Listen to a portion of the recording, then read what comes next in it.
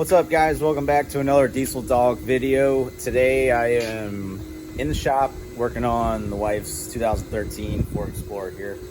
Lower control arm is shot, doing a couple other things, tire rotation, oil change, but I figured I'd get into work, get it on the rack, make things a lot easier this morning. But I'll show you what I got going on here.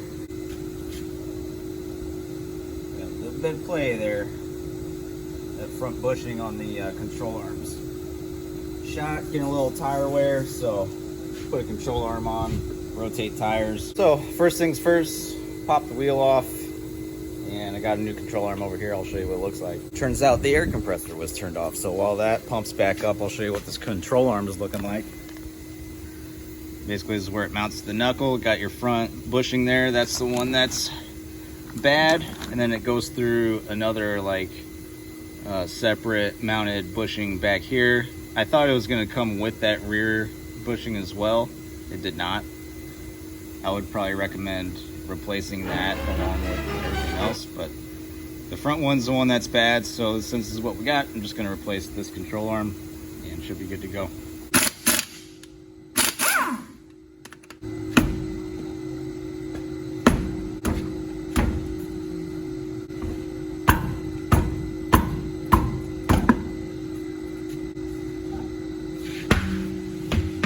Alright, so you can get a better look at what I'm talking about here. This is that other bushing that just mounts to the frame. This control arm slides through there. I think if this was a customer vehicle, knowing that this doesn't come with the control arm, I would recommend both if I was changing the control arm. But looks pretty simple. Mounts to the knuckle there, and then got your front mount here. This is the one that's bad. Start zipping this thing out of here. Worst part's probably going to be wrenching this nut off here, since obviously not a lot of room there. I can't even get a wrench up over top of this thing. See, so just got to wrench it off.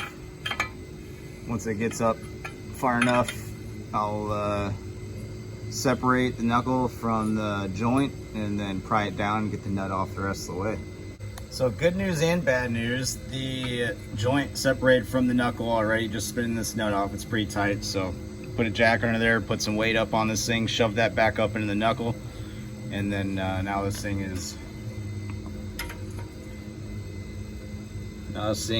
turning off again. So just a little simple trick here for any of you new guys watching this. That's an easy way to, if you got a nut spinning, if you don't have a torch handy, try to get a jack under there, get some weight up on there, and usually that'll give you enough friction up back inside that knuckle to keep the joint from spinning.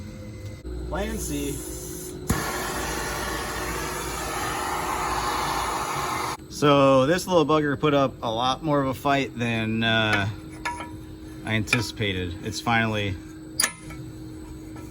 coming off all the way loose, almost all the way. I gotta pry the control arm down to get the nut all the way off here, but basically, yeah, used the propane torch, melted the nylon on top of the nut, started coming off, then it got tight again, so I did that a few times. Wasn't working even with all the weight on the bottom of the control arm here, so I had to get the old fire wrench over here.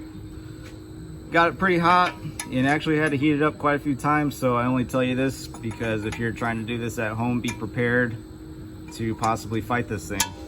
Maybe hit it with some penetrating oil. I did not hit this with penetrating oil before I started taking it off, but it broke loose pretty easy, so I thought I was gonna be all right. At the very least, try to have a propane torch, but yeah, we're getting her.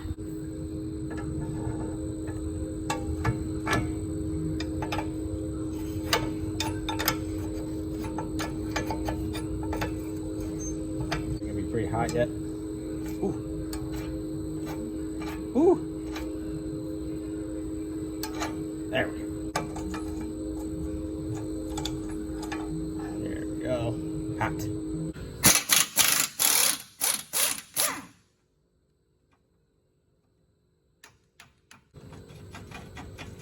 Ooh, crusty.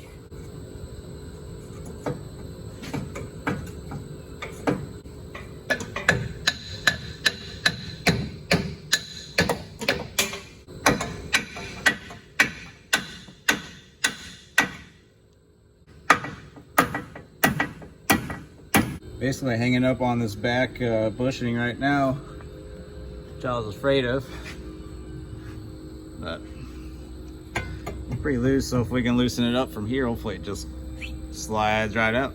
Well, in the spirit of nothing ever goes as planned, I cannot get this bushing to slide off the control arm. It almost looks as though it's like spread apart to where they make it impossible to get this off. Aftermarket, you can see it doesn't have that like spread part on the back side here. Anyways, I was lucky enough to locate this mounting bushing uptown, so I zipped up, grabbed it from an O'Reilly's. But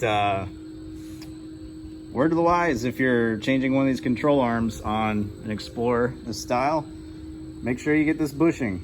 You do not want to have to mess with that. Also, I'd like to let you all know that I had to press this on. I hammered on it a little bit with my Snap-on hammer, got it started, but it kind of snagged up, stopped. I did lube it up, but I did have to use the press. You can see where I was hammered on a little bit and started marring that, and I didn't like that, so put it in the press, was able to press it on. It's a pretty tight fit. Obviously, you don't want it to be like fitting loose right off the bat, or that's gonna cause some wear, but here's the thing. Regardless, that's pretty loose. So it's probably good, better that we changed it anyways, which is what I wanted to do. It just didn't come with it. And then you can see this front one is what had all that play in there that I was seeing. I didn't really see anything in the backside here, but obviously that's not the best. So probably better anyways that we ran into that. Now we got the back one changed, or I was gonna just let that go. So let's throw this on there, see if we feel any difference. We got this thing pressed on far enough.